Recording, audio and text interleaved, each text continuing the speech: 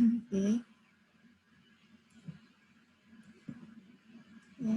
Selamat datang yang baru bergabung. Ini sudah ada 65 orang yang bergabung. Total 96. Mudah-mudahan yang lain bisa akan bergabung. Ya. Nah, ini deskripsi mata kuliah ini adalah menjelaskan tentang prinsip dasar metode statistika dan beberapa metode analisis sederhana yang dapat diterapkan pada berbagai bidang terapan seperti pertanian, biologi, sosial, bisnis, dan sebagainya. Jadi mata kuliah ini menjadi dasar bagi Anda untuk melakukan analisis lebih lanjut. Jadi nanti biasanya deskripsi Anda butuh analisis lebih lanjut berkaitan dengan analisis data kategorik, analisis regresi, rancop gitu ya, quality control, dan time series. Mungkin istilah-istilah itu tidak familiar buat Anda, tapi nanti ke depannya Anda akan berkenalan dengan apa itu masing-masing rancangan, apa masing-masing analisis yang dilakukan. Jadi harapannya mata kuliah ini hanya basic untuk pemahaman Anda di mata kuliah berikutnya. Kenapa ini basic? Karena sebetulnya di ekonomi, misalkan data saham itu kan bergerak kan dari waktu ke waktu. Nah, karena data saham ini bergerak dari waktu ke waktu, maka disebut dengan time series data. Nah, bagaimana treatment terhadap time series data, kita pelajari dulu di mata kuliah metode statistika ini. Ya. Oke. Nah, pokok bahasan apa saja yang ada di dalam sama Anda UTS nanti, ya. Jadi UTS itu sebenarnya bisa banyak belajar juga di SMA atau di tingkat 1. Jadi kita belajar, hari ini kita akan membahas tentang lingkup statistika, kemudian kita nanti 2 minggu ke depan, minggu kedua dan ketiga kita belajar bagaimana mendeskripsikan statistika dengan grafik dan tabel. Kemudian yang paling penting di dalam statistika itu adalah konsep dasar peluang dan sebaran acak. Jadi ini nanti adalah materi kita sampai ujian tengah semester. Nanti ujian akhir semester berupa statistika inferensia yang meliputi pengujian hipotesis, korelasi, regresi, dan tabel kontingensi. Ya. Jadi nanti kita 7 pertemuan sampai dengan UTS. Ini semuanya sudah saya ada di New LMS, jadi saya sudah buat breakdown per masing-masing minggu untuk 7 kali pertemuan. Jadi nanti Anda silahkan baca-baca untuk pertemuan pertama sampai pertemuan 7. Memang yang baru lengkap materinya itu adalah di minggu pertama, Ya. Oke. Nah, ini yang standar kompetensi apa yang diharapkan setelah Anda lulus dari mata kuliah ini adalah dapat menjelaskan prinsip dasar metode statistika dan dapat menerapkan beberapa statistika sederhana untuk menganalisis data. Sebentar ya. Jadi apa namanya? Dapat menjelaskan prinsip dasar metode statistika, dapat menerapkan beberapa metode statistika sederhana. Jadi kita masih belajar yang standarnya saja, ya kompetensi kita. Nah, pustaka apa yang digunakan? Saya juga sudah naruh di New LMS. Kita memang referensinya masih dalam bahasa Inggris. Ini Agresti tahun 2017. Jadi ini kita masuk ke ranah lain dari statistika, disebut dengan Art and Science of Learning from Data. Jadi sekarang eranya adalah data kita data seperti apa yang memberikan informasi ke kita. Ini kepustakaan itu yang kita ambil. Kemudian kita juga ada buku Mendenhall. Di situ adalah Introduction to Probability dan Statistik. Ini adalah prinsip dasar dari statistika ada di Mendenhall. Kalau Anda ngeprint buku ini cukup tebal karena ambil 500 halaman. Makanya di New LMS saya sediakan e-filenya, silahkan dibaca dan dibuka, dipelajari. Ya. Kalau untuk materi UTS sepertinya hanya bab 1 sampai bab 3. Ya. Jadi kita belum hanya bab 1 sampai bab 3 di buku Agresti. Nah, aturan main. Karena kita online, ya online saya tidak mengharapkan Anda untuk sama seperti di kelas, berpakaian rapih dan seterusnya gitu ya. Mudah-mudahan pagi ini sudah pada mandi semua gitu ya. Karena juga nggak kelihatan oleh saya. Nah ini, tapi Anda hadir dan melakukan presensi selama kuliah. Ini aturan main saya. Kemudian yang kedua, diharapkan Anda 5 menit sebelum perkuliahan sudah hadir dalam beda dari yang disediakan.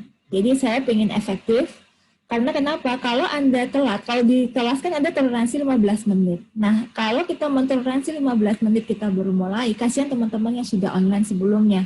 Ya, karena ini kan pusat terus berjalan, sehingga harapannya 1 jam itu kita efektif untuk perkuliahan. Jadi harapannya 5 menit sebelum perkuliahan sudah hadir dalam media daring yang disediakan. Ya. Nah, mengikuti perkuliahan dengan baik, ini standar ya. Kemudian mengerjakan dan mengeluarkan tugas yang diberikan. Karena saya percaya bahwa Anda adalah manusia-manusia dewasa, jadi Anda sudah adalah manusia dewasa yang Anda sudah akan bertanggung jawab terhadap tugas yang kita berikan, gitu ya. Jadi jadi nanti baik tugas praktikum maupun tugas kuliah nanti silakan mengerjakan dan mengumpulkan tugas yang diberikan. Apakah ada toleransi keterlambatan? Terus terang saya tidak akan mentoleransi keterlambatan karena bukan tidak mentoleransi keterlambatan ya. Artinya karena mungkin ada gangguan sinyal di tempat Anda dan sebagainya, buat saya nggak ada masalah. Jadi sepanjang Anda masih sempat mengikuti perkuliahan yang saya berikan. Kalaupun tidak sempat, nanti ini saya rekam dan nanti saya upload perkuliahan ini di New LMS. Jadi kita masih bisa menggunakan di New LMS. Nah, komposisi nilai. Apa saja nilai yang Anda dapatkan nanti? Yang pertama adalah UTS. Komponen UTS itu adalah 30%. Ya, UTS itu 30%. Kemudian UAS itu adalah 30%, gitu ya, kelas 30%. Kemudian kuis adalah 20% dan tugas 20%. Jadi ini komponennya adalah UTS-nya 30%, UAS-nya 30%, kuisnya 20%, dan tugas adalah 20%. Makanya tadi saya harapkan Anda mengerjakan tugas yang diberikan. Karena pembelajaran daring lebih ke arah dibutuhkan istilahnya kemampuan Anda untuk mengerjakan tugas yang diberikan. Nah, ini UTS. Untuk UTS ini 60% itu dari Departemen Statistika dan 40% dari dosen. Atau sebentar saya cek dulu kalau nggak salah ini. Nanti kalau ada perubahan saya kabarin. Tapi yang jelas soal UTS maupun soal UAS ini ya, soal UTS maupun soal UAS ini adalah komposisi antara dosen Departemen Statistika dengan dosen yang bersangkutan. Mudah-mudahan ini nggak kebalik. Tapi nanti saya cek dulu. UTS itu adalah 60% dan 40% dari dosen, kemudian UAS itu proporsinya lebih sedikit, sedangkan proporsi dosen lebih banyak. Jadi makanya mohon nanti kerjasama dari teman-teman sekalian. Nanti kalau ada perubahan di komposisi nilai akan saya kabarkan di minggu depan. Nah, huruf mutu. Nah, ini tahun ini tak berbeda dengan tahun-tahun sebelumnya. Tahun ini nilai akhir harapan A itu jika lebih besar dari 80. Ya, kalau tahun lalu masih 75, tapi ini nilai akhirnya adalah 80, kemudian AB adalah 75 sampai 80, B itu 70 sampai 75, BC itu 60 sampai 70, C 50 sampai 60, D itu 40 sampai 50, kemudian nilai akhir adalah kurang dari sama dengan 40. Ini the standar kemarin disampaikan di rapat koordinasi untuk metode statistika. Nah, ini mohon kerjasama dari teman-teman sekalian. Saya harapkan jika ada yang kurang mengerti atau tidak paham, mohon segera bertanya di grup WhatsApp yang sudah kita sediakan. Ya. Oke. Barangkali itu pengantar dari saya.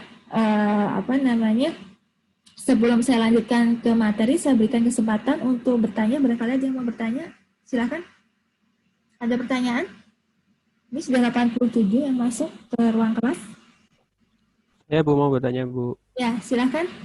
Tapi punten, Bu, ini kameranya masih belum bisa dinyalain. Ya, tolong disebutkan namanya. Ya, nama saya Stani, Bu, NIM 436 dari S56 juga. Oke. Untuk izin bertanya, Bu, untuk peraturan Zoom di sini, apakah wajib menghidupkan kamera ya, Bu, saat Ibu bisa menjelaskan gitu? Nah, ini kalau saya jujur tidak wajib untuk menghidupkan kamera. Jadi silakan, kalau jujur saya akan minta Anda untuk meng-off-kan kamera selama saya mengajar.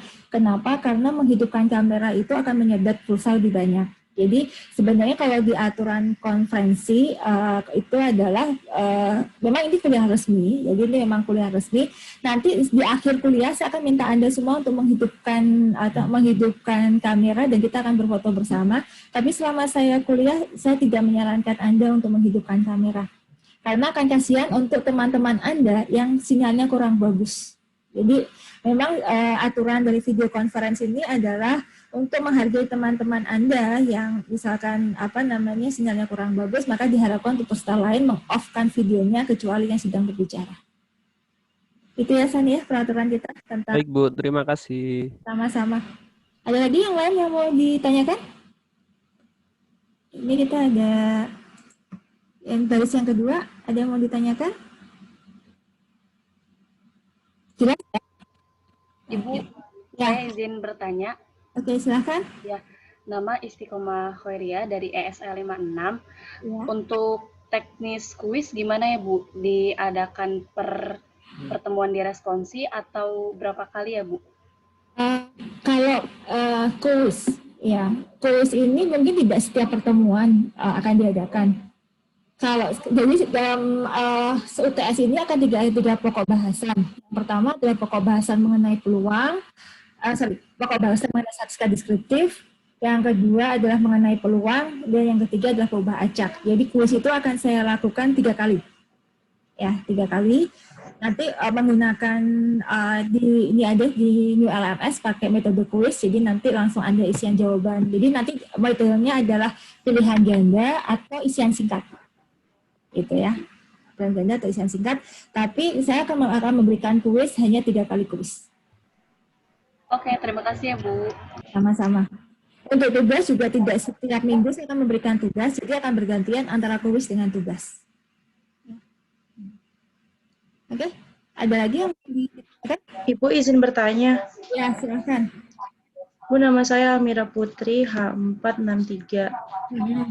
Ibu, apabila saya tidak bisa absen di IPB Mobile, apakah bisa dari Ya, jadi metode absen itu ada 4. Ada beberapa cara ya. Yang pertama, Anda bisa absen di IPB Mobile. Ya. Kemudian yang kedua, Anda bisa absen menggunakan aktivitas saya. Di IPB Mobile ada aktivitas saya kan? Nah, itu bisa juga absen di situ. Ya. Nah, nanti kalau memang tidak bisa absen di situ, tadi Anda sudah menyediakan link untuk absen. Nanti silahkan absen di situ. Nanti saya koordinasikan ke akademi kenapa nama Anda belum masuk di IPB Mobile. Karena biasanya kalau sudah KRS-an itu akan otomatis masuk ke IPB Mobile. Tapi kalau memang ada kendala pada saat KRS-an, maka nama Anda belum ada di IPB Mobile. Gitu ya. Harusnya kan ya absen ya? Sudah Bu. Sudah kan? Harusnya nggak ada masalah. Oke. Itu ya, Almira ya. Baik Bu, terima kasih. Nah, ada lagi yang lain yang mau ditanyakan? Oke. Kalau nggak ada, kita mulai kuliahnya ya hari ini. Anda sudah lihat video yang saya share di grup, saya share di New LMS? Ya. Itu video sangat menarik sekali dan menceritakan tentang secara garis besar mengenai metode statistika. Ada video yang menarik yang dari TED ya, yang dari yang di TED Show itu, TED Show itu ya.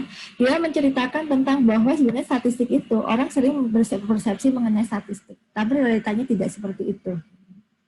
Contoh yang paling gampang adalah berapa persen sih UKT mahasiswa IPB itu? UKT mahasiswa IPB kan sudah dipersepsikan mahal ya. Oh, IPB itu mahal, UKT-nya 11 juta. Pernah nggak kalian tahu berapa persen sih mahasiswa yang dapat UKT 11 juta?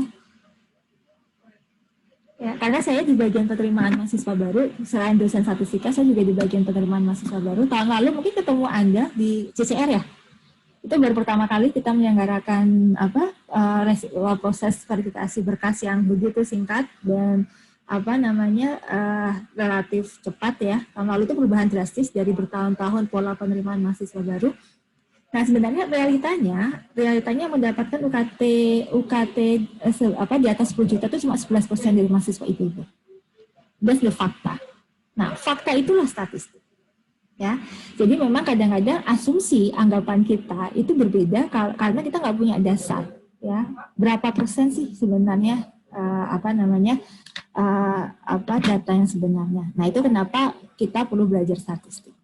Ya, mohon izin saya share untuk materi saya hari ini terkait dengan statistik.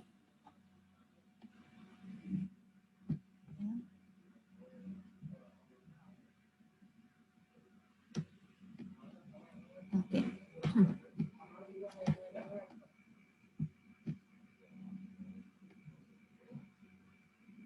Ya, ini ya kita hari ini hanya sekedar kita pahaman bersama menyamakan persepsi apa itu metode statistika. Oh ya, kalau Anda ingin bertanya selama saya menjelaskan, mohon Anda tuliskan di chat ya. Jadi nanti saya bisa jawab kalau apakah saya akan memutuskan apakah saya menjawab pada saat itu atau saya memutuskan pada saat kita tanya jawab. Ya. Siapa yang dibaca berita ini? Bogor saat ini sedang memerah ya. Kita semua imbas dari COVID-19 ini. Saya ingat banget dulu waktu pertama kali berita ini menyebar di bulan Desember tahun 2019. Pemerintah kita masih menganggap bahwa itu tidak ada COVID di Indonesia. Orang Indonesia kebal-kebal dan seterusnya. Sampai bulan Januari itu sudah semua negara sudah mulai, Cina sudah mulai lockdown, beberapa negara sudah mulai lockdown. Kita masih tenang-tenang saja gitu ya. Februari sebenarnya COVID ini dimulai dari bulan Februari sebenarnya, tapi cuma pemerintah tidak pernah mau memunculkan data yang sebenarnya ya. Nah, sekarang dari perkembangan dari bulan Februari sampai sekarang sudah berapa bulan kita? Februari, Maret, April, Mei, Juni, Juli, Agustus, 8 bulan ya. Bogor kembali memerah. Makanya kenapa Anda tidak boleh datang ke Bogor? Ya, saya sendiri yang di Bogor pun kalau ada orang lain di luar Bogor, saya memang berharap jangan pernah datang ke Bogor. Ya, kenapa Bogor ini kembali memerah? Karena kita semua menganggap aman gitu ya. Nah, dari mana katakan Bogor ini memerah gitu ya? Dari data apa yang dipunyai oleh pemerintah Kota Bogor. Oh, ternyata penambahan kasus COVID dari waktu ke waktu itu semakin bertambah. Ya, sampai saat ini ada 540 kasus yang tersebar di hampir semua kecamatan. Satu daerah atau satu kelurahan, satu RW, ada satu yang terkena COVID, itu udah jalur merah. Nah, kalau lebih dari satu yang terkena COVID, ya, itu maka sudah lebih merah lagi gitu ya, bukan merah lagi, hitam lagi, gitu ya. Makanya 2 minggu ini Bogor PSBB jilid 2. Rumah makan, toko-toko, perkantoran, jam 6 sudah tutup. Tadi malam suami saya keluar jam 7 mau bayar pajak, nyari Indomaret atau Alfamart yang buka, sudah nggak ada yang buka, tutup semua. Mereka jam 6 sudah tutup. Ya, nah makanya sebenarnya inilah ya kita perlukan bagaimana data itu bisa memberikan informasi ke kita, ya informasi ke kita. Sedang apa sih yang terjadi di dunia ini sebenarnya? Apa sih yang terjadi di Kota Bogor? Apa sih yang terjadi di Indonesia? Ya, ini. Nah, kemudian ini kalau Anda lihat portal covid.go.id, ini yang dibangun oleh pemerintah Indonesia mengenai peta persebaran COVID. Setiap hari statistik ini berubah. Ya, malah kemarin di angka terakhir ada penambahan 3.000 kasus per hari. Ya. Ini tadi pagi, ini saya capture per tadi malam. Kemarin penambahan kasusnya itu 2.743 kasus. Ya. Kemudian dari itu 23,7% itu terkonfirmasi positif. Dari yang terkonfirmasi positif itu 72%-nya itu sembuh. Memang tingkat sembuhnya tinggi sih. Untuk beberapa orang yang tidak mempunyai penyakit perantara, ya. Tapi meninggalnya juga lumayan, ada 7.417. Dalam waktu 6 bulan, ada 7.417 orang meninggal. Dan yang meninggal itu adalah kalangan dokter, kalangan profesional, kalangan dosen gitu ya, dan segala macam. Bahkan yang ada saat ini kita tidak pernah tahu bahwa tiba-tiba kita jadi yatim, tiba-tiba jadi piatu gitu ya. Nah ini memang kalau kita hanya membaca data mungkin kita nggak akan punya feel apa-apa. Tapi bagi kita yang paham, berarti ini sebenarnya suatu hal bencana. Ya Allah sudah menguji seluruh dunia mengenai COVID ini. Dan ini bukan main-main. Gitu ya. Sebenarnya orang berpikir bagaimana bentuk penyebaran yang terjadi. Informasi itu diberikan dalam bentuk peta. Orang menggambarkan dalam bentuk peta. Sekarang orang menggambarkan dalam bentuk tematik atau peta yang menarik. Di situ ada bulatan besar, bulatan kecil, ada yang sedang, ada yang kecil. Nah, bulatan-bulatan ini tidak hanya bermakna-makna gitu ya. Ini cara lain bagaimana data itu supaya informatif, supaya orang itu paham terhadap kondisi yang terjadi seperti apa.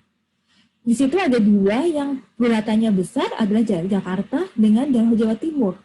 Itu memang pandemi. Jadi kita yang tinggal di Jawa Barat dan Anda yang tinggal di Jawa Timur gitu ya, itu memang daerah-daerah yang rawan terhadap ini. Kenapa rawan ya? Karena memang pemerintahnya konsen terhadap penyebaran COVID ini. Pemerintahnya masih masih ada tes rapid test maupun tes swab gitu ya, masih dilaksanakan. Dan kasus yang masuk ke rumah sakit cukup besar sehingga memang ini. Daerah-daerah lain saya rasa juga sebenarnya sudah mulai banyak berkembang, cuman masyarakat menganggap itu hal yang biasa. Ya, Semarang, Jawa Tengah itu juga sudah mulai banyak. Ponakan saya yang dokter pun kena. Gitu. Jadi ini memang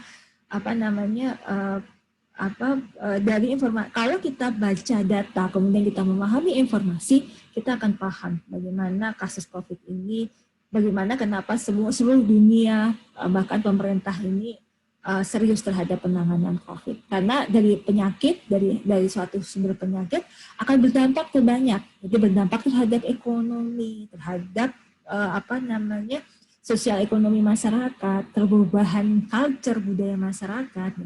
Dulu kalau ke kampus nggak perlu bawa masker, saya kemana-mana sekarang bawa masker. Bawa hand sanitizer. Pola hidup sudah sangat berubah sekali. Nah inilah kenapa pentingnya data dan informasi ini. Ya, kemudian bagaimana cara menyajikannya supaya masyarakat lebih terinformasi terhadap data.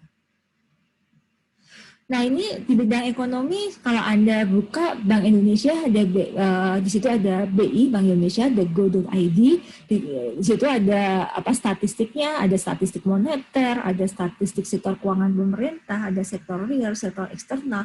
Pemerintah konsen sekali, berapa sih tingkat pertumbuhan tahun ini, berapa pertumbuhan sektor moneternya, berapa neraca analitis otoritas moneternya, segala macam. Ada yang bidang ekonomi.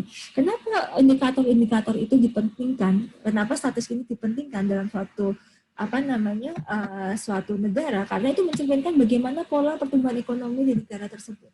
Ya, bagaimana kurs rupiah kita terhadap dolar Amerika? Ya, apakah kita turun atau tidak? Karena dampaknya sangat luas sekali. Makanya pengetahuan terhadap data, di mana kita bisa menyelami data itu sehingga memberikan informasi yang berguna, itu sangat penting. Ya. Nah ini di bidang peternakan, ya sekalian saya di bidang peternakan juga sama. Jadi di BPS Badan Pusat Statistik itu ada namanya tabel statistik untuk peternakan. Jadi berapa jumlah perusahaan ayam pedaging dan ayam petelur gitu segala macam.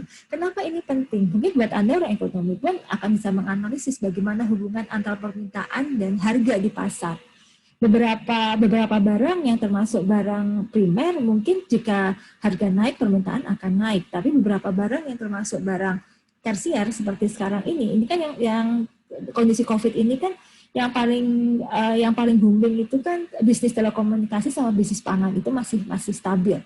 Tapi untuk bisnis-bisnis yang lain yang bersifat tersier, misalkan baju, bisnis baju, kemudian bisnis garment, kemudian bisnis perumahan, mobil mewah, itu orang sudah mulai berpikir karena pada kondisi sulit seperti ini orang akan lebih cenderung memilih kebutuhan pokok dibanding orang menginvestasikan untuk kebutuhan tersier. Apalagi sekarang mau nikah biasanya bisa pesta 5.000 orang, sekarang dibatasi cuma 30-40 orang gitu ya. Jadi memang informasi-informasi itu akan sangat penting kita butuhkan. Ya. Kemudian ini, nah di media sosial sebenarnya ini juga kalau Anda misalkan akses di Tokopedia atau di di ojol-ojol itu banyak juga informasi yang mengenai online. Jadi ini kalau ini berapa banyak sih orang mengakses suatu web gitu ya, dan berapa lama mereka mengakses melalui web. Informasi di sini mengatakan bahwa orang sebagian besar mengakses melalui web itu dengan menggunakan apa? Menggunakan mobile phone. Jadi orang lama loh menggunakan mobile phone tuh ngakses internet itu 97 menit. TV itu cuma 81 menit, nggak sebanyak kita menggunakan mobile. Kemudian online desktop itu cuma 70 menit. Radio sekarang sudah berkurang 44 menit. Kemudian tablet cuma 30 menit. Nah, sekarang kita sudah majalah, kemudian surat kabar, orang sudah mulai membaca berita itu sudah mulai sedikit. Mereka menggunakan waktu untuk ini. Nah, informasi ini semuanya kita perlu gali. Nah, inilah butuh pengetahuan Anda, ya, pengetahuan Anda untuk melek terhadap statistik, ya, terhadap data yang ada di Indonesia. Indonesia ini sebenarnya kita semua di dunia masih bermasalah terhadap data yang terkumpul, gitu ya.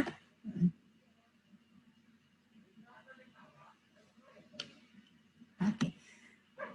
Ini ada beberapa pertanyaan yang sudah masuk, ya. Saya akan jawab dulu dari Zainal Arifin. Pertanyaannya adalah, jika dilihat dari manfaat data yang begitu besar, apakah Indonesia telah melakukan pendataan secara baik? Kendala apa saja yang dalam melakukan pengumpulan data? Nah, pengumpulan data di Indonesia dilakukan secara resmi oleh Badan Pusat Statistik. Ya, besok hari ini nih, per 1 September, itu adalah dimulainya adalah sensus penduduk secara offline. Jadi nanti bagi Anda yang belum melakukan sensus penduduk secara online pada bulan Maret yang lalu atau bulan April yang lalu, maka akan dilakukan pendataan secara offline oleh petugas BPS mulai hari ini. Makanya bulan September ini dilakukan oleh bulan sensus.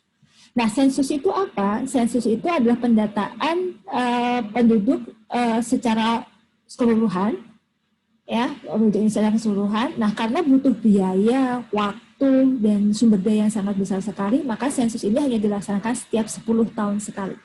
Nah, ini tahun 2020 ini adalah merupakan sensus penduduk. Tahun 2020. Kita berada pada sesi penduduk tahun 2020. Pendataan dilakukan secara baik dan benar. Nah, ini menyambung pertanyaan yang kedua, ya, dari saudara Diva. Diva mengatakan bahwa perbedaan data itu wajar atau normal sih, Bu, meski objek yang sama.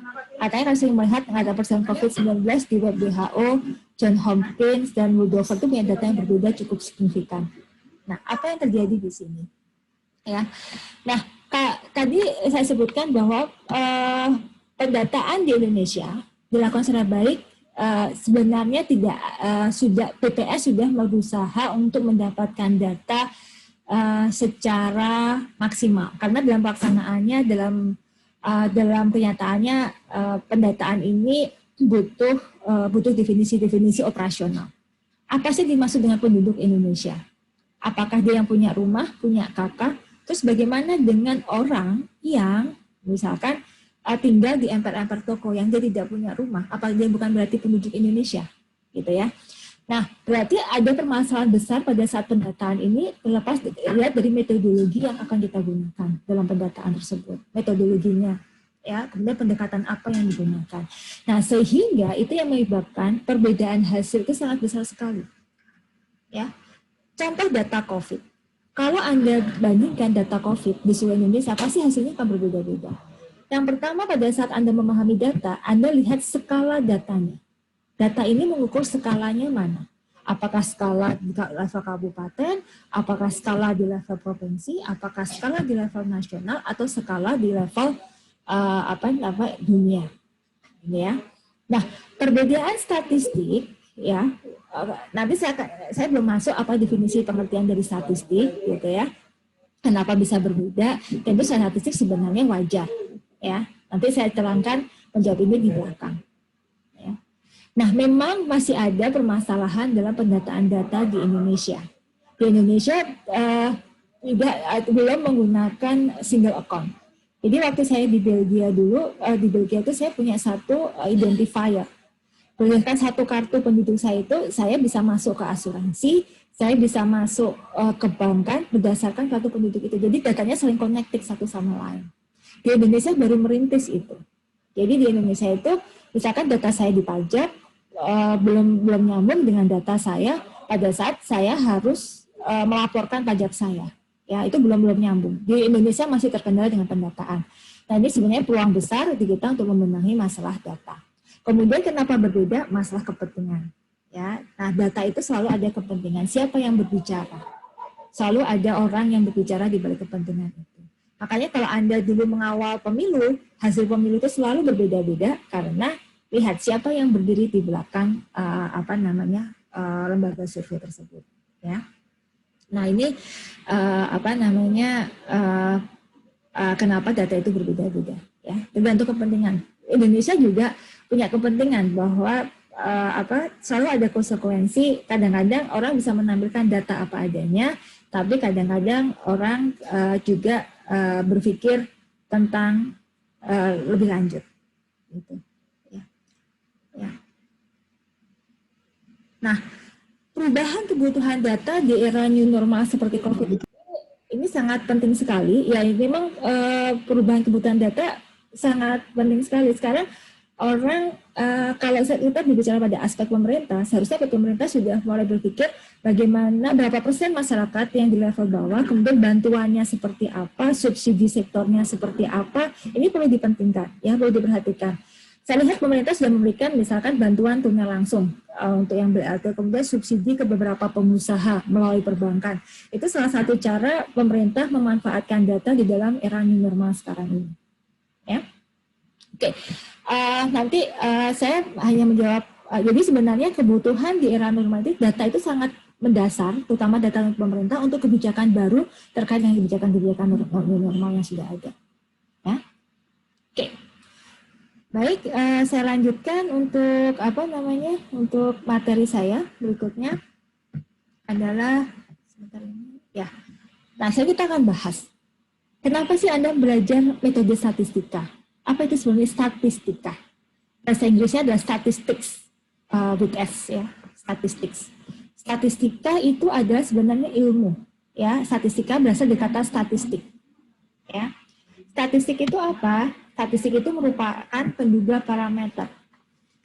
Nah, parameter itu apa? Nanti kita akan diskusikan di belakang. Kata lain adalah ilmu yang mempelajari dan mengusahakan agar data menjadi informasi yang bermakna.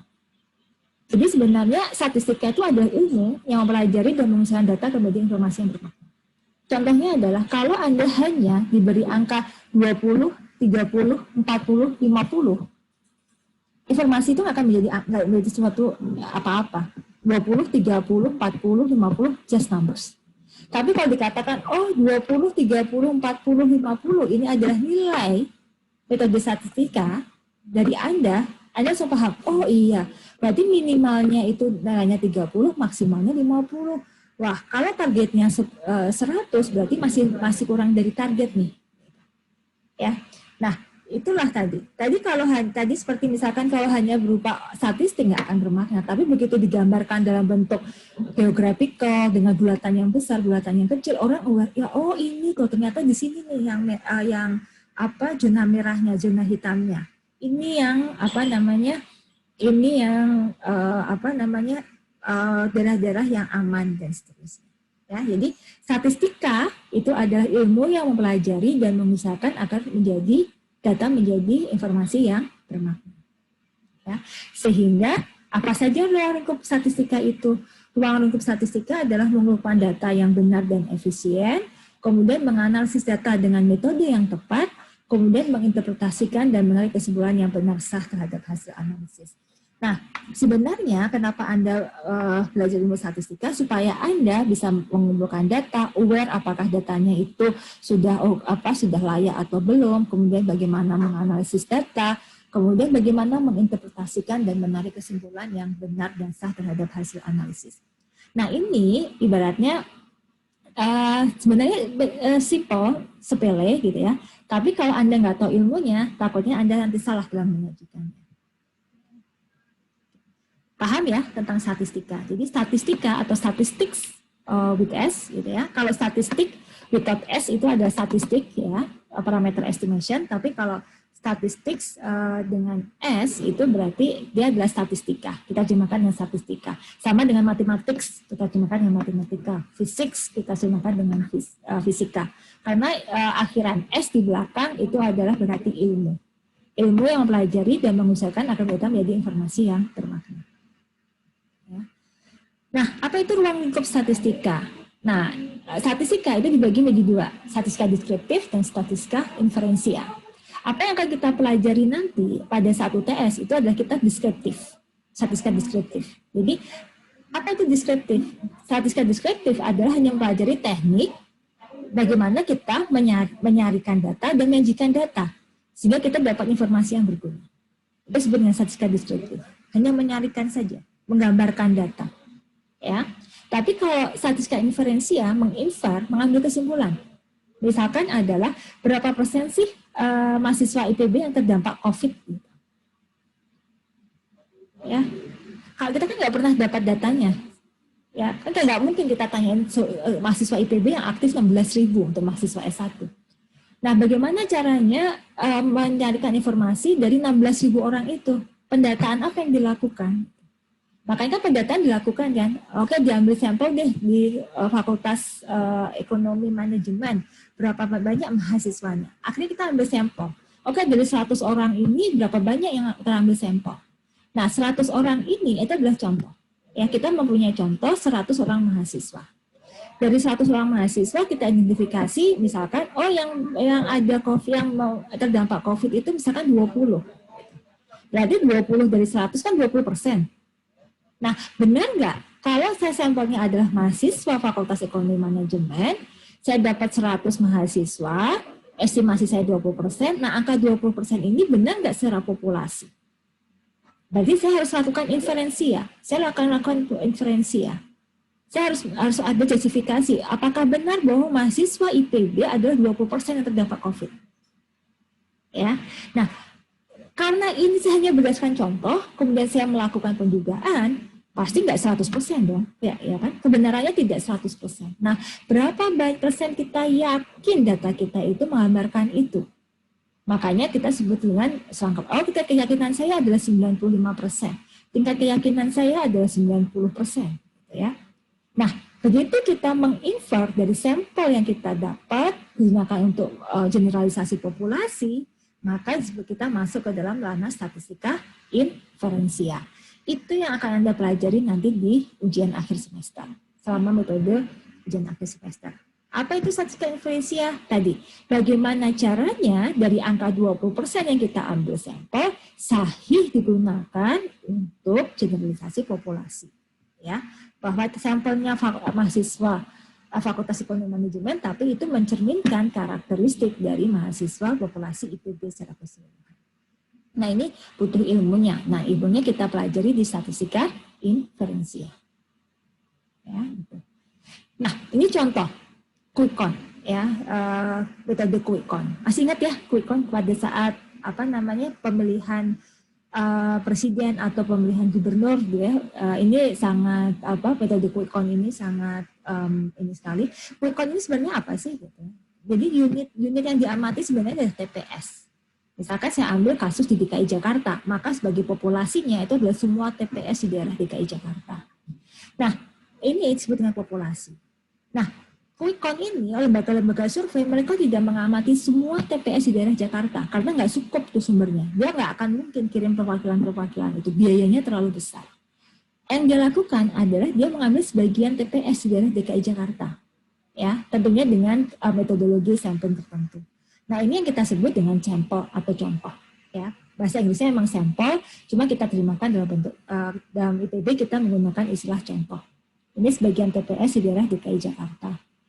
Nah dari sini kita kumpulkan data nih tentang hasil perhitungan suara. Di TPS A ini si A dapat berapa suara, si B dapat berapa suara, si C dapat berapa suara. TPS yang lain si A dapat berapa suara, B dapat berapa suara, C dapat berapa suara. Nah data-data ini dikumpulkan nih di call center tertentu, sehingga kemudian diolah dengan metode tertentu. Dapatlah, oh di DKI Jakarta si A dapat sekian persen, si B dapat sekian persen, si C dengan sekian persen. kalau teman-teman perhatikan di situ ada kalimat bahwa oh ya ini pada tingkat kepercayaan 95%, margin error 5% dan seterusnya. Itu dalam rangka sebenarnya lembaga-lembaga survei itu menjustifikasi seberapa akurat data sampel yang mereka gunakan untuk mengestimasi berapa persen perolehan suara yang dilakukan oleh pasangan-pasangan pada saat pilkada. Ya. Nah ini sehingga kemudian kita lihat interpretasi, kemudian banyaklah pakar-pakar berbicara tentang hasil survei dan seterusnya. Ini adalah simbol interpretasi dan kesimpulan. Nah ini sebenarnya rangkaian ini. Ya. Nah tadi ada pertanyaan, Bu kalau hasilnya berbeda-beda memungkinkan nggak secara statistik? Mungkin. Secara statistik itu mungkin hasilnya berbeda-beda. Anda bayangkan kalau kita hanya mengambil sebagian TPS, kalau ada 10 lembaga survei, saya yakin 10 lembaga survei tidak akan mengambil TPS yang sama. Ada beberapa TPS yang sama, ada beberapa TPS yang berbeda. Sehingga itu yang menyebabkan kenapa hasil survei itu berbeda-beda. Ya. Nah, tapi kalau saya orang statistik mandangnya ya nggak apa-apa. Ya. Ini ada salah satu profesor di statistik yaitu Profesor Andi Ageng Nasution, sangat terkenal sekali. Beliau sudah almarhum. Beliau mengatakan bahwa pada saat kita belajar statistik, itu ibarat orang buta yang mencoba mendeskripsikan gajah. Jadi ada 3 orang buta mencoba mendeskripsikan gajah. Satu orang buta menggambarkan bahwa oh gajah itu belalainya panjang. Gajah itu panjang. Ada satu orang lain, bukan, gajah itu bukan panjang, tapi lebar. Ya. Terus satu orang lain, bukan. Satu orang buta yang ketiga mengatakan gajah itu tinggi. Ya. Nah, kalau kita memahami informasi itu secara terpisah, bagi kita yang normal, kita akan menertawakan 3 orang buta tersebut. Tapi, kalau kita menyatukan informasi itu dalam satu informasi, maka kita akan mendapatkan, oh ternyata gajah itu adalah tinggi, telinganya lebar, dan belalainya panjang. Akan menjadi satu kesatuan informasi. Sehingga sebenarnya kalau dalam ranah statistika, misalkan dapat, kalau saya lembaga survei yang berbeda-beda, oke, kemudian saya satukan jadi satu, nanti kita bisa tahu secara umum siapa pemenangnya dari hasil jajak pendapat tersebut. Nah, memang pada saat Anda memahami hasil, Anda perlu pahami siapa yang berdiri di belakang survei tersebut. Kemudian yang kedua, berapa jumlah sampel yang digunakan, kemudian bagaimana metodologi sampelnya. Makanya baru Anda bisa memahami apakah hal tersebut layak untuk kita jadikan sebagai berita. Ini pertanyaan dari Aldi. Data yang dipublikasi biasanya dapat kepentingan orang di balik data tersebut. Dan terkadang hal tersebut menimbulkan misleading dari tersebut. Bagaimana cara agar kita dapat mengetahui data tersebut sebenarnya akurat atau tidak. That's correct question. Ini adalah poin yang tadi saya sampaikan, Aldi. Nah, sebagai kalangan akademisi, Anda kuliah dan Anda memang ini, jadi pada saat Anda membaca suatu berita, Anda harus kritis dulu, ya kritis. Yang pertama adalah Anda cermati siapa lembaga di balik yang melakukan publikasi tersebut. Kemudian yang kedua bagaimana metodologi samplingnya. Kalau biasanya dulu di TV-TV itu saya jajak pendapat, ini sekian ini, ternyata sebagian besar yang menjawab adalah ibu rumah tangga. Oh berarti mereka surveinya adalah melalui telepon. Ya, itu. Kita coba paham. Kemudian berapa banyak sampelnya. Kalau sampelnya cuma 50, tapi itu mengatakan bahwa ini seluruh Indonesia, ya nggak benar juga, gitu ya. Itu memang kita harus ini. Nah, itu hanya saya yang bisa memberikan rambu-rambu tersebut. Tapi pada suatu saat tertentu, ya sebenarnya karena tidak ada pilihan lain, kita nggak punya data sumber lain, ya mau nggak mau kita kadang-kadang memanfaatkan data tersebut. Misalkan BPS itu adalah sebagai lembaga resmi di di Indonesia yang ditunjuk untuk menyediakan data-data pemerintah. Nah, metodologi yang di BPS ini sebenarnya karena kadang-kadang datanya itu karena kendala waktu dan butuh birokrasi yang panjang gitu ya. Sebenarnya kadang-kadang tidak akurat, tapi karena kita nggak punya data lagi, ya udah itu kita jadikan sebagai informasi awal buat kita, gitu ya. Makanya juga sekarang banyak berkembang lembaga-lembaga survei yang lain. Barangkali itu bisa menjawab ya, Aldi. Jadi memang pada saat Anda memahami informasi atau memahami data, Anda pastikan dulu apakah ini datanya seluruh populasi atau sebagai sebagian dari populasi. Kalau sebagian dari populasi, bagaimana metodologi samplingnya, berapa jumlah sampel yang yang terambil. Ya. Kemudian saya lanjutkan. Nah sekarang data itu statistik sudah berkembang. Ya, tadi yang saya sampaikan tadi adalah kita sebut dengan old statistik.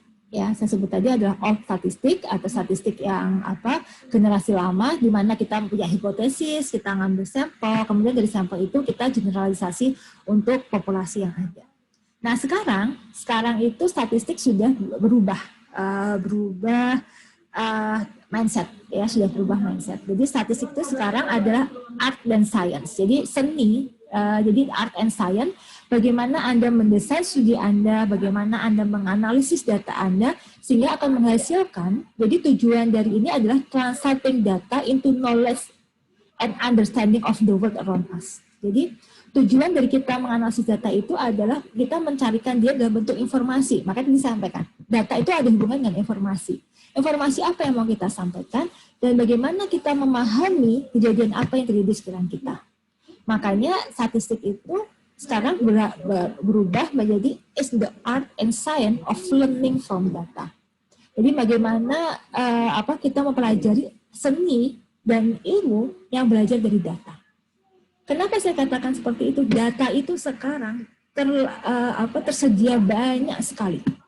Ya, saya tanyakan berapa saya aja di IPB nih. Data Anda angkatan 56 pada saat saya menyeleksi Anda jalur SNMPTN itu ada 15.000 SNMPTN, bukan. Angkatan Anda itu tahun ini itu 15.000, angkatan Anda itu 23.000. Bayangkan, saya punya data 23.000 siswa seluruh Indonesia yang melamar ke IPB. Ya. Kemudian saya punya data peringkat Anda. Saya punya data bagaimana akreditasi sekolah Anda. Kalau IPB hanya begitu saja, nggak akan ada informasi. Ya, apa yang dilakukan oleh kami di penerimaan mahasiswa baru? Kami olah data.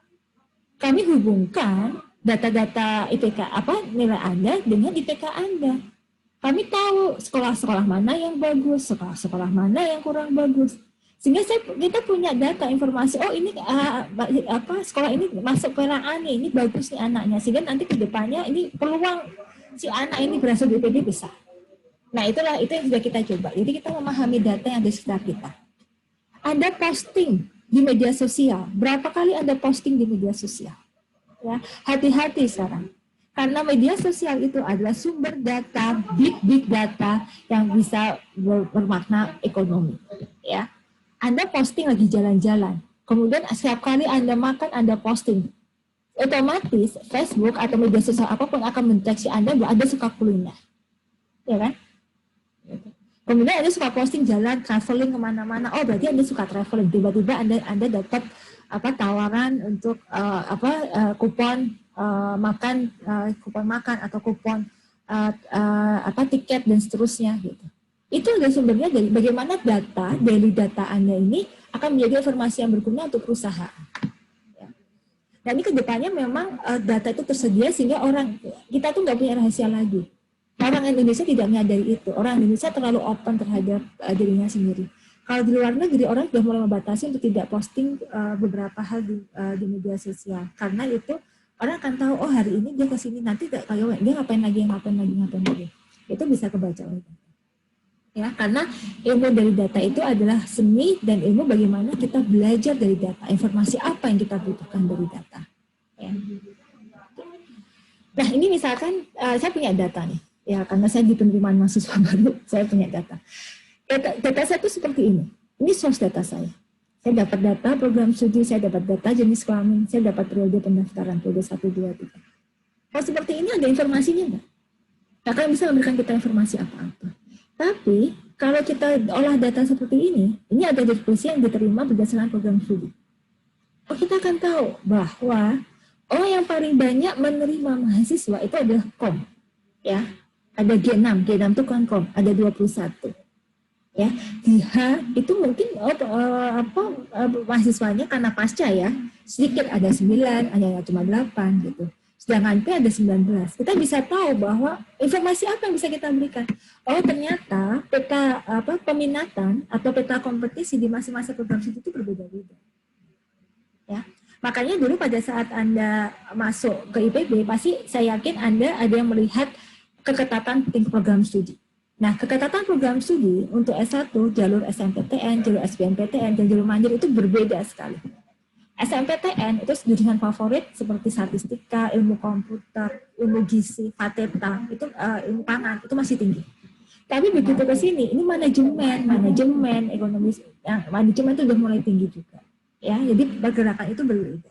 Nah, informasi ini memberikan apa? Memberikan informasi pada Anda, bagaimana peluang Anda untuk diterima di suatu program studi. Ya. Kemudian berdasarkan ini, jadi jenis kelamin. Kalau mahasiswa pasca, ini kebalikannya dengan mahasiswa S1. Ini saya juga baru tahu. Jadi yang meneruskan jenjang S2 itu lebih banyak laki-laki daripada perempuan. Tapi kalau peta di S1 kan berbeda. Kalau saat S1 lebih banyak perempuannya. Kenapa? Karena kalau dari SMA ke S1 itu yang rajin itu anak perempuan. Anak perempuan itu mereka rajin belajar pada saat SMA, sehingga nilainya tinggi. Begitu berdasarkan nilai tinggi, itu kalau SNMPTN, itu pasti anak perempuan lebih banyak diterima dibanding anak laki-laki. Tapi begitu jalur SBMPTN, jalur tes nih, anak laki-laki itu terlambat starting point-nya. Dia akan senang kalau diberikan kemampuan analitik, jadi sekali tes. Nah, kalau tes itu, pengalaman kemarin di UTMBK yang saya analisis, adalah yang laki-laki itu skornya jauh lebih tinggi dibanding rata-rata anak perempuan. Nah, pergerakan ini nggak akan kita dapat informasi kalau kita tidak mempelajari data. Makanya data itu sangat penting sekali, ya, sangat penting sekali. Dan saya bisa dapat gambaran, oh berarti yang melanjutkan jenjang S2, S3 banyak kan ada laki-laki, mungkin karena mereka relatif dengan bidang kerjanya, ya, mereka relatif dengan kerjanya dan kebutuhannya akan semakin tinggi. Jadi ini informasi yang lain. Kemudian, nah itu, ini tadi bagaimana kita mencoba menyarikan dari data menjadi suatu informasi yang berguna. Nanti ke depannya berarti untuk next what? Kalau untuk perusahaan berarti untuk langkah strategis perusahaan. Kalau untuk pemerintah berarti langkah kebijakan pemerintahnya seperti apa. Gitu ya. Oke. Nah, ya ada nih, saya lanjutkan. Ini ada beberapa istilah dalam statistika yang perlu kita pahami bersama. Ya. Oke, ada pertanyaan lagi ya? Oke. Ada beberapa istilah. Yang pertama adalah kita pahami dulu dalam statistika itu ada istilah pengertian populasi. Ya, populasi itu adalah keseluruhan pengamatan yang menjadi pusat perhatian kita. Kalau kita berbicara mahasiswa IPB, ya, nah populasinya mahasiswa IPB, apa dasar dia menjadi mahasiswa IPB? Yang pertama, kalau dia mahasiswa IPB, berarti dia terdaftar. Dia mendaftarkan diri sebagai mahasiswa IPB dan dia melakukan pembayaran. Sehingga dianggap sebagai mahasiswa aktif. Nah, kalau kita bicara mahasiswa IPB, berarti kita bicara tentang mahasiswa aktif IPB. Itu adalah populasi kita. Ya. Nah, sampel atau contoh itu merupakan himpunan bagian dari populasi atau yang mewakili. Ya, misalkan saya ingin tahu bagaimana sih pola penggunaan berapa, saya ingin tahu bagaimana pola berapa persen itu masyarakat IPB yang terkena dampak COVID, ya. Jadi saya ambil sampel, misalkan saya hanya akan mengambil sampel 500 mahasiswa. Nah, bagaimana cara saya mengambil 500 mahasiswa ini untuk saya sebagai kuesioner? Ya, kalau sudah berarti seluruh mahasiswa IPB multistrata dari S1, S2, S3 itu hampir S1 aja udah 16.000 S1. Diploma 7.500. Pasca hampir 3.000-an. Hanya sekitar 23.000 sekian ya. 23.000-an. Nah, bagaimana caranya saya mengambil representatif 500 sampel dari 2.300-an? Nah, harapannya bahwa 500 sampel saya itu mampu mewakili karakteristik, mampu mewakili mahasiswa IPB. Ya, mungkin saya bagi dari strata 1, dari diploma, strata 1, strata 2, dan seterusnya. Ya. Nah, kemudian ada parameter. Tadi istilahnya adalah statistika, berasal dari kata statistik. Statistik itu adalah penduga dari parameter. Parameter itu apa? Karakteristik numerik. Apa yang dimaksud dengan karakteristik numerik? Angka. Karakteristik itu angka dari suatu populasi. Ya, angka dari suatu, misalkan 20% mahasiswa IPB terdampak COVID. Nah, 20% ini adalah kita sebut dengan parameter. Ya. Nah, apa itu statistik? Karena itu karakter numerik dari contoh. Maksudnya apa? Kalau tadi saya mengambil contoh 500, ya, kemudian saya dari 500 itu ternyata yang terdampak COVID adalah 200, terdampak COVID adalah 100, katakanlah berapa ya? 100 lah ya, 100. Maka persentasenya berapa? 100 per 500 kan? Sekitar 20% juga. Nah, angka 20% ini, kalau saya dapatkan dari 100 per 500, ini saya sebutnya statistik. Kenapa? Karena saya menghitungnya dari contoh. Ya. Kalau saya dapat nih dari 100 dari 500 orang terdampak konflik, artinya contoh. Nah, dari contoh ini bisa nggak saya bawa ke ranah populasi mahasiswa IPB? Nah, kalau saya bawa ke ranah populasi IPB, maka dia akan bergerak menjadi parameter. Jadi gitu ya. Nah, kita butuh peubah atau variabel penciri. Kita sedang berbicara apa? Mahasiswa IPB fokus kemana kita? Terdampak, berarti terdampak atau tidak. Atau kita ingin tahu berapa rata-rata pengeluaran untuk perusahaan sebulan dengan adanya pandemi seperti ini. Berarti kita butuh variabel, ya. Variabel atau itu adalah ciri dari objek yang diamati, ya. Nah, ini sebagai ilustrasi tadi memperjelas yang tadi, misalkan saya berbicara mengenai populasi saya dalam mahasiswa S1 IPB tahun akademik 2017-2018. Kemudian contohnya adalah sebagian mahasiswa 1 IPB tahun akademik 2017-2018. Peubahnya saya misalkan mengamati pengeluaran per bulan. Parameter sama-sama menunjukkan rata-rata dan simpangan baku, tapi merefer pada mahasiswa IPB. Tapi kalau statistik itu adalah rata-rata dan simpangan baku yang kita peroleh dari contoh. Ya. Nah, mudah-mudahan gambaran ini mampu memberikan pemahaman Anda mengenai apa itu populasi, apa itu contoh, apa itu parameter, apa itu statistik, ya. Kemudian apa definisi peubah yang kita gunakan. Ya. Bentarnya ada pertanyaan.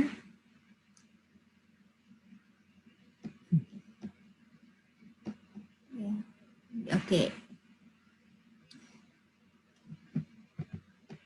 Nah, pertanyaannya, kenapa kita harus bekerja dengan contoh?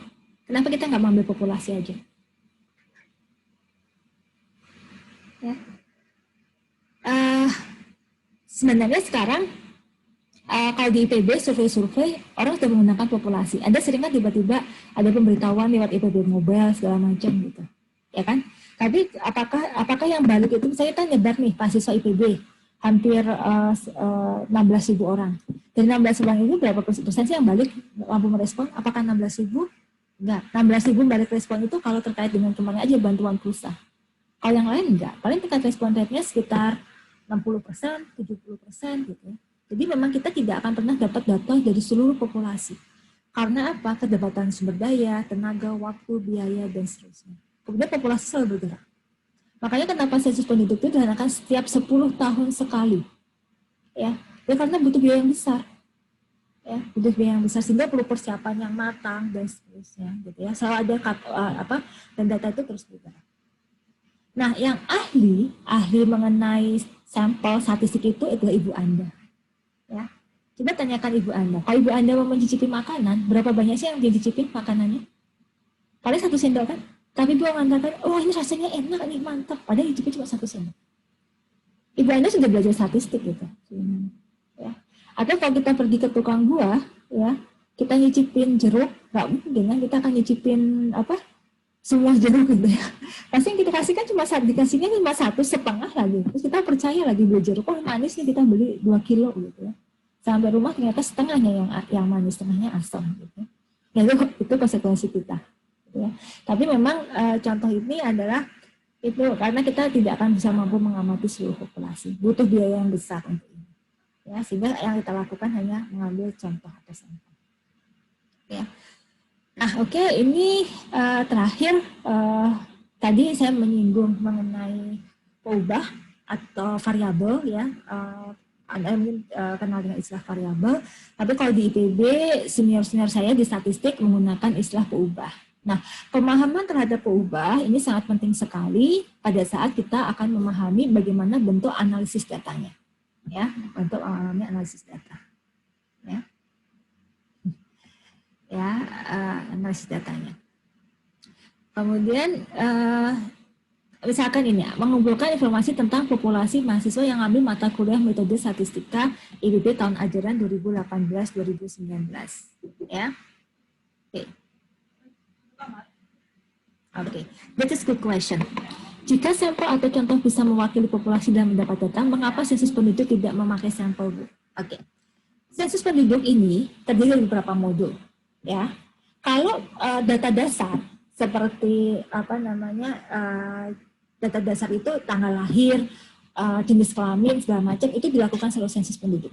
Tapi misalkan kita pengen tahu karakteristik ekonomi seseorang atau kita pengen tahu karakteristik ada namanya variabel nasional, variabel sosial ekonomi nasional. Kemudian ada juga variabel pertanian gitu.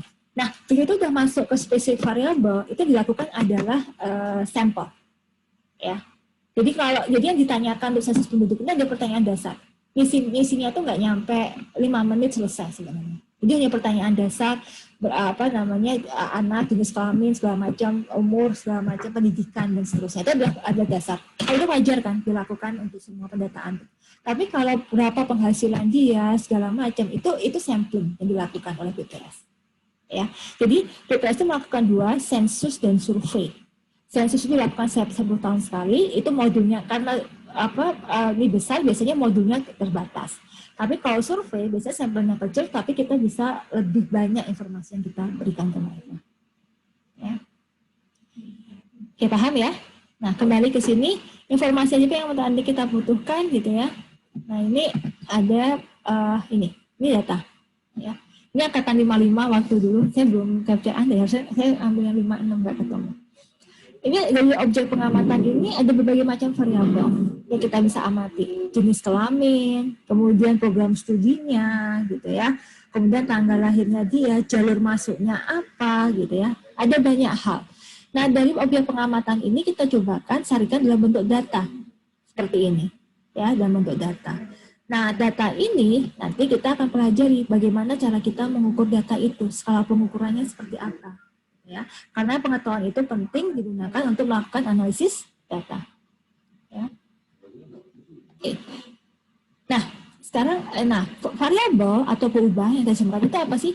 Ada suatu ciri yang dapat dikuantifikasikan dengan cara tertentu atau karakteristik dari individu atau objek, makhluk hidup atau benda mati. Ya, jadi ciri yang dapat digunakan untuk karakteristik objek. Nah, cara baku mengkuantifikasinya sederhana dia. Ada pengklasifikasian atau penggolongan. Misalkan, kita golongkan berdasarkan jenis kelamin, laki-laki, perempuan.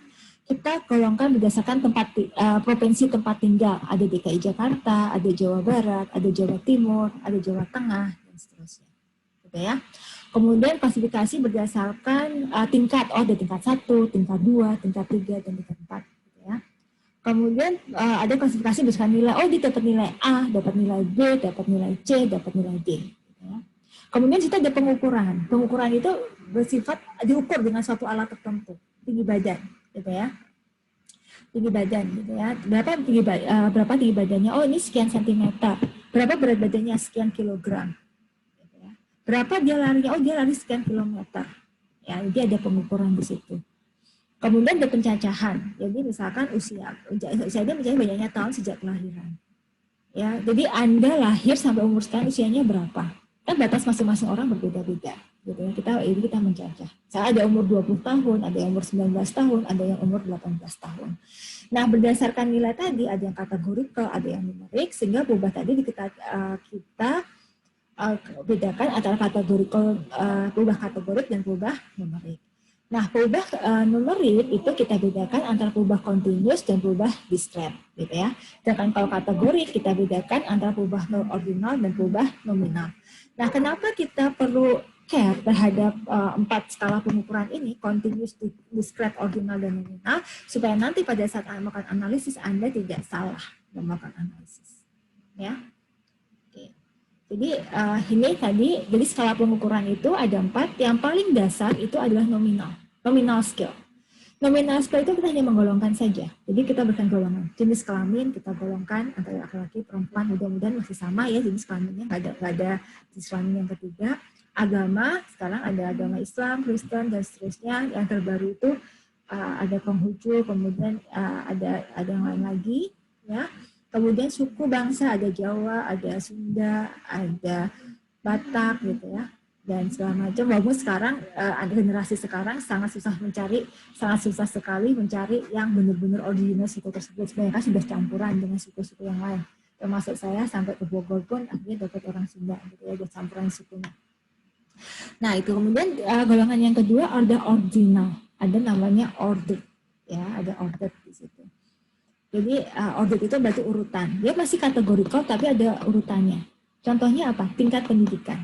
Tingkat pendidikan itu kita urutkan dari apa? SD, SMP, SMA, perguruan tinggi. Kalau kita balik urutannya, oh Anda kalau perguruan tinggi, oh berarti Anda belum lulus SMA dong. Gitu. Kan nggak mungkin. Anda sekarang kuliah di perguruan tinggi, udah pasti Anda lulus SMA. Anda duduk di SMA, Anda sudah pasti lulus SMP. Anda lulus SMP, pasti Anda sudah lulus SD. Jadi ada tingkatan. Ya. Kemudian contoh lain adalah nilai. Anda nilainya A, B, C, D. A pasti lebih tinggi dari B, B lebih tinggi dari C lebih tinggi dari D. Ini juga termasuk skala ordinal. Tingkat kualitas buah, oh ini biasanya kalau di toko buah, kalau kita belanja, ini berapa? Ini Bu, ini sekilonya 20.000, yang ini 30.000 Bu, yang ini 40.000. Loh kenapa Bang berbeda-beda? Ini Bu kualitasnya, yang ini kan kecil-kecil Bu, yang ini sedang, yang ini gede. Ini manis tuh Bu, ini manis di pohon, atau sebagainya macam. Jadi tukang buah itu sudah belajar skala ordinal sebenarnya. Nah, dia kualitas itu. Kemudian kalau di segi ekonomi biasanya ses A. Kalau di marketing research dia sesnya apa? Oh di ses A, ses B, ses C gitu. Ses A ini biasanya yang untuk penghasilannya tinggi, ses B itu adalah menengah, ses C adalah yang menengah ke bawah. Ya, jadi kalau datanya seperti itu berarti data kita bersifat ordinal. Nah, nominal ordinal ini karena masih bersifat kategorik maka kita sebut dengan categorical data. Paham ya? Oke, nah sekarang kita menginjak ke ukuran yang numerik tadi, termasuk interval dan rasio. Nah ini mohon dibedakan interval di sini pada saat kita bicara interval scale dan rasio scale pada dasarnya kita sedang berbicara tentang data yang numerik. Perbedaan mendasarnya adalah interval scale ini tidak punya nol mutlak, jadi nolnya itu perjanjian. Contohnya adalah pada saat saya kasih Anda soal, silakan Anda kerjakan soal. Kalau Anda salah semua, Anda kasih 0. Kalau Anda benar semua, Anda kasih 100.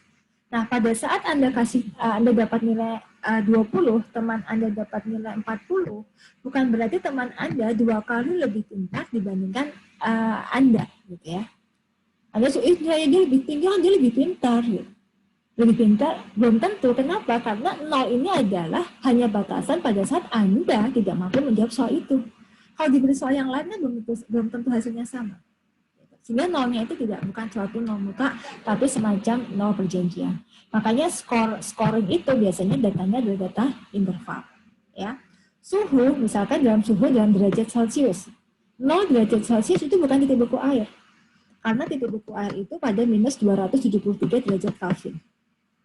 Ya, minus 0 derajat Kelvin atau minus 273 derajat Celcius itu ada titik beku air. Tapi kalau 0 derajat Celcius itu ada perjanjian pada saat kondisi air pada berapa ATM gitu. Jadi sebenarnya itu juga bukan mutlak. Jadi kalau dalam suhu derajat Celcius, berapa suhunya 40 derajat Celcius, berapa suhunya 20 derajat Celcius.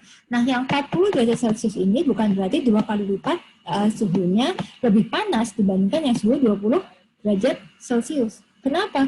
Karena nolnya bukan merupakan nol mutlak, sehingga nggak bisa kita bandingkan. Jadi interval itu hanya mengukur jarak. Oh ada jarak nih, 10, 20, 30, 40. 20 lebih tinggi dari 10, iya. 30 lebih tinggi dari 20, iya. 40 lebih tinggi dari 20, iya.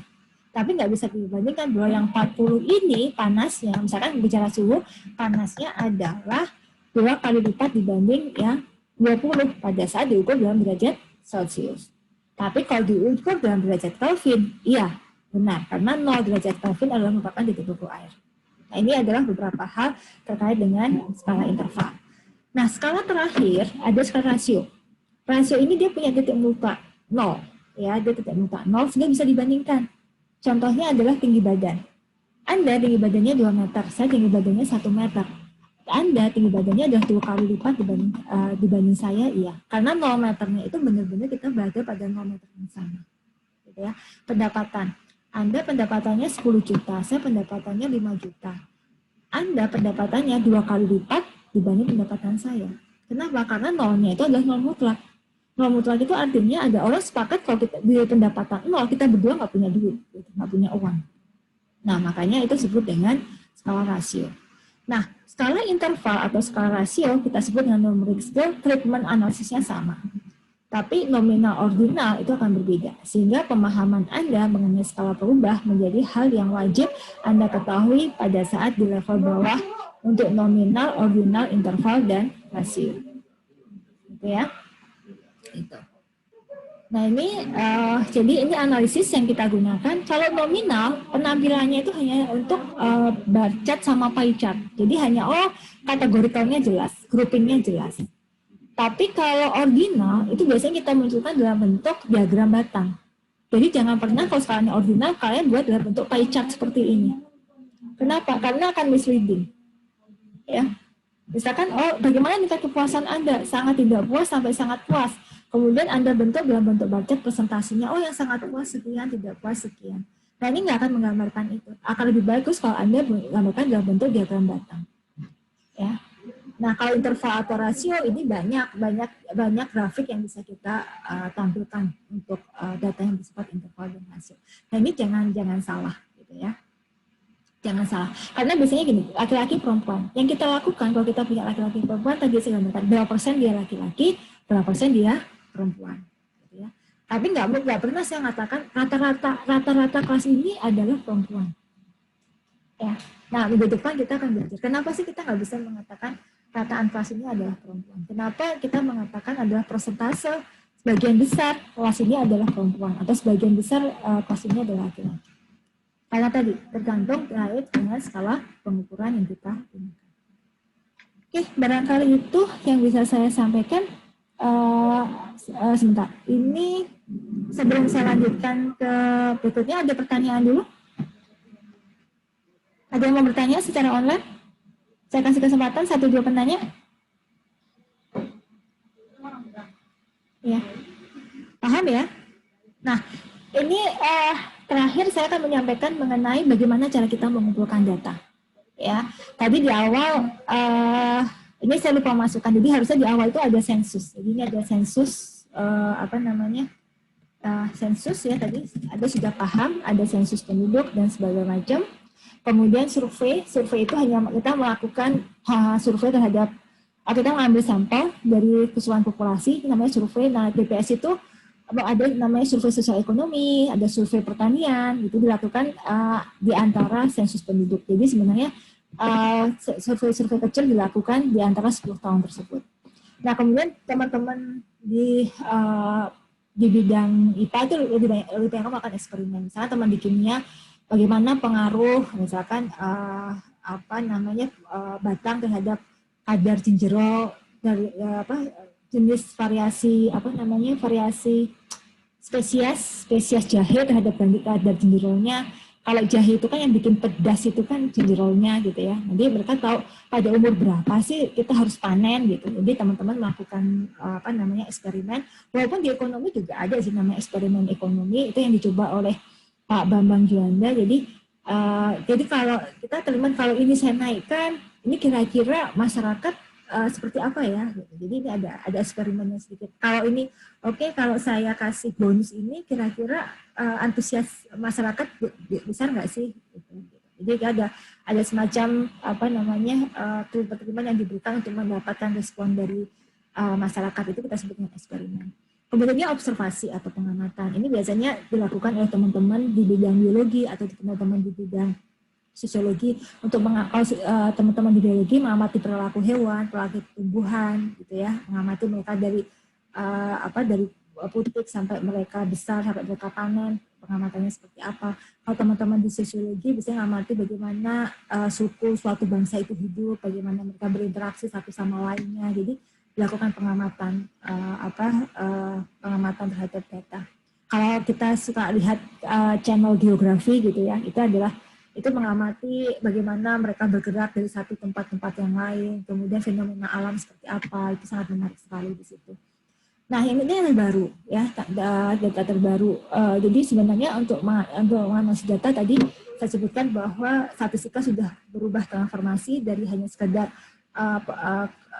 collecting data survei sensus mulai menggunakan database. Jadi database itu, jadi data itu banyak di kita. Jadi informasi apa yang bisa kita peroleh dari data yang ada itu tersimpan, itulah sebenarnya fungsi dari statistik. Jadi online tracking, misalkan Anda beli, misalkan ini satu hal yang menarik sih. Misalkan Anda beli di suatu di suatu toko online lah ya, toko online gitu.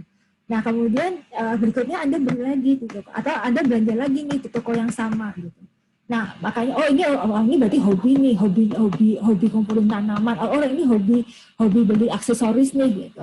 Jadi biasanya nanti pengelola website itu dia akan mengeluarkan beberapa promosi-promosi tertentu untuk menarik orang untuk belanja.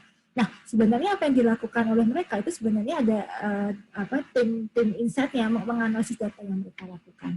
Kemudian transaksional data tracking ini juga kalau di perbankan itu bagaimana sih dalam 1 bulan ini orang ini transaksinya lebih banyak gunakan apa ya? Apakah untuk jual beli dan sebagainya, ataukah dia untuk simpanan, berapa banyak sih transaksi yang dikeluarkan dalam 1 bulan dan seterusnya. Jadi itu mulai orang belajar di situ. Kemudian online marketing analytics ini juga sosial media ini yang paling penting, sosial media monitoring ya.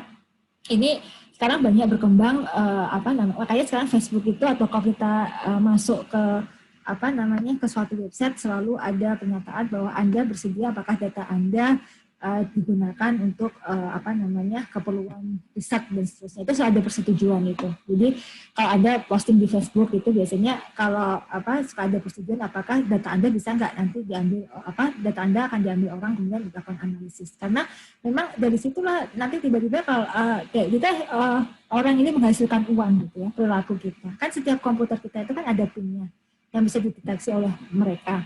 Jadi kalau kita tiba-tiba lagi nonton YouTube, ada tahu aja sih ada anak-anak muda, jadi online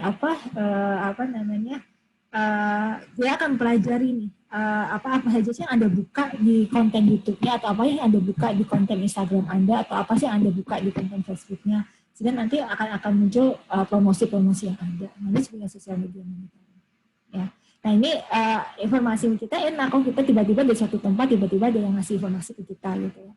Tapi beberapa orang kalau di luar negeri ini sudah mulai isu tentang privasi. Tadi orang ketahuan kan dia belum kenal sama siapa. Makanya kalau di Indonesia kadang-kadang orang dia ada di mana tapi dia masih hidupin GPS gitu kan, jadinya nggak ketahuan juga kalau dia bohongnya gitu ya. Kalau di Indonesia gitu. Nah ini terus collecting sub-question registration data, ini yang saya lakukan di PMB. Sebenarnya banyak data-data yang sebenarnya perlu dilakukan analisis untuk mengetahui bagaimana nanti sistem seleksi yang digunakan untuk mahasiswa baru berdasarkan performa dari mahasiswa yang sudah diterima di Inter. Apakah metode seleksinya itu sudah sesuai atau belum, ataukah ada variabel lain yang diberikan. Kemudian install traffic monitoring ini juga dilakukan di toko-toko. Kalau Anda belanja di Indomaret atau Alfamart, kadang-kadang sudah ada promo, minggu ini promonya ini, minggu ini promonya ini. Ibu udah belanja butuh 50, mau nggak beli gratis ini satu, promonya apa Mbak, ini dengan ini. Itu sebenarnya database yang kita coba analisis. Orang itu kalau beli sabun, pasangannya apa ya? Orang beli sabun itu pasangannya pasti sampo, maka promonya itu pasti sama. Kalau orang beli Indomie, pasti pasangannya apa gitu. Nah, orang beli keripik itu pasangannya apa. Nah itu adalah kita pelajari dari karakteristik orang belanja. Kalau itu nggak perlu survei, tapi belajar dari data transaksional yang mereka punya. Nah sekarang makanya sekarang berkembang apa yang namanya data scientist macam gitu. Ini penting sekali. Data-data transaksi keuangan apalagi. Nah, ini sangat penting sekali data transaksi keuangan. Perbankan itu sudah setiap detik itu transaksi berubah. Nah, bagaimana caranya kita memanfaatkan data itu sehingga menjadi apa tadi informasi yang berguna. Ya. Nah, ini adalah contoh apa itu percobaan. Jadi treatment percobaan itu kata kuncinya adalah jika ada ini apa namanya treatment. Jadi kalau perusahaan-perusahaan promo-promo itu sebenarnya dia juga melakukan kalau saya promo sekian tertarik nggak ya kalau saya promo paket internet dengan ini masyarakat mau nggak ya gitu dan seterusnya. Nah, tapi kalau dalam ranah yang klasik ya itu ada suatu treatment tertentu yang kita ingin lihat hasilnya, itu adalah percobaan. Tapi kalau survei itu datanya sudah ada, tinggal bagaimana cara kita mengumpulkan data. Ya, bagaimana cara kita mengumpulkan data itu adalah survei. Medianya macam-macam, bisa pakai online, bisa pakai offline gitu ya. Tapi sekarang kan zaman sekarang sudah offline itu sudah jarang. Jadi orang sekarang lebih suka menggunakan online. Zaman saya dulu waktu kuliah S1, saya pergi ke rumah orang untuk survei masih dibukakan pintu, masih kasih senyum. Sekarang kita masuk ke suatu tempat yang RT RW-nya nggak tahu, kita sudah curiganya macam-macam. Nah, makanya online ini jadi sesuatu hal yang sudah mulai berkembang arah ke survei semacam ini. Ya, jadi contohnya bahwa dalam survei kita butuh sebenarnya survei itu adalah metode yang terstruktur, kita pengambilan sampelnya seperti apa, wawancaranya seperti apa, kemudian kita punya pertanyaan, layout kuesionernya seperti apa, dan analisis yang akan digunakan seperti apa. Jadi sebenarnya itulah tadi, designing penelitian itu adalah di ilmu statistik. Ya. Kadang-kadang orang survei aja, begitu tanya, ini analisisnya apa? Apa ya? Gitu. Nah, makanya dibutuhkan sebelum pada saat kita menyusun kuesioner, kita paham dulu pertanyaan kita seperti apa, supaya nanti kita bisa lakukan analisisnya kita seperti apa. Makanya tadi statistika adalah ilmu yang mempelajari bagaimana designing suatu penelitian. Ya. Barangkali itu yang bisa saya sampaikan. Ya, saya buka forum tanya jawab. Ya, mohon maaf nih lebih 28 menit. Kita mau lanjutkan diskusi di WhatsApp atau mau tanya jawab di sini aja? Atau kita diskusi di WhatsApp ya? Tapi sebelum saya akhiri Zoom ini, saya minta Anda untuk buka dulu, kita foto bersama dulu supaya saya tahu Anda hadir. Ya, nanti silakan kalau ada pertanyaan dilakukan di WhatsApp. Ini ada 4 layar, saya mulai di layar pertama dulu ya. Tolong dibuka yang di layar pertama. Ya, oke. Sudah siap ya semuanya? 1, 2. Oke, 1, 2, 3. Fadila nggak dibuka ya? Oke, nggak apa-apa. 1, 2, 3. Cheese. Oke, sebentar saya share di grup dulu.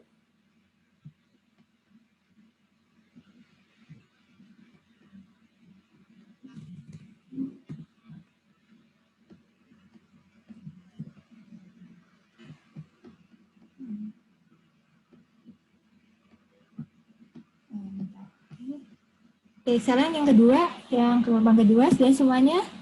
Selesai ya, siap? 1, 2, 3, cheese.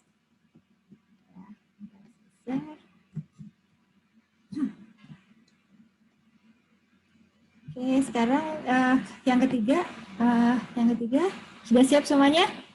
Oke, siap, 1, 2, 3, cheese.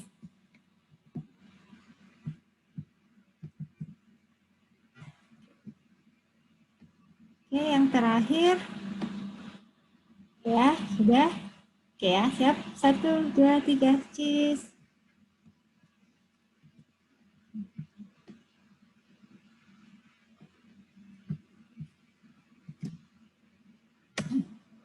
Oke. Baik, kalau nggak ada pertanyaan, silahkan saya tunggu pertanyaannya secara online di WA ya, di WhatsApp kita masih punya waktu sekitar 10 menit lagi. Terima kasih, saya akhiri. Assalamualaikum warahmatullahi wabarakatuh. Waalaikumsalam. Waalaikumsalam. Terima kasih Bu. Terima kasih Bu. Terima kasih Bu. Ya, sama-sama. Jangan tutup ya, bentar.